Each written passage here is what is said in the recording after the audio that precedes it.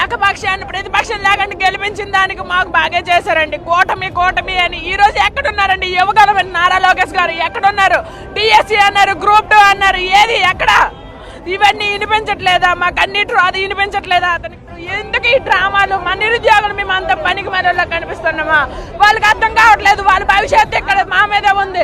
యువగాలని నమ్ముకునే ఈ రోజు గవర్నమెంట్ గెలిచింది. రేపు ఈ యువగాలం ఏంటో చూపిస్తారు. ప్రతి ఇంట్లో మీ ఉన్నోళ్ళు, మా తల్లిదండ్రులు, అన్నదమ్ములు అందరూ ఉన్నాం. ఒక్కొక్క ఇంట్లో మినిమం 5-6 ఓట్లు ఉంటాయి. నెక్స్ట్ ఎలక్షన్ అనేది ఏంటనేది చూపిస్తారండి. ఈ రోజు దీంతో ఆగిపోదు. మేము ఓటేసి గెలిపించిన ప్రభుత్వం ఇది. అందుకు మా 2 చెప్పు చేతులతో ఈ గవర్నమెంట్ గెలిపించినందుకు. కాబట్టి నెక్స్ట్ మేమందరం 20 సంవత్సరాలు ఈ గవర్నమెంట్ రూలింగ్ లోకి రాకుండా బాధ్యత తీసుకుంటాం.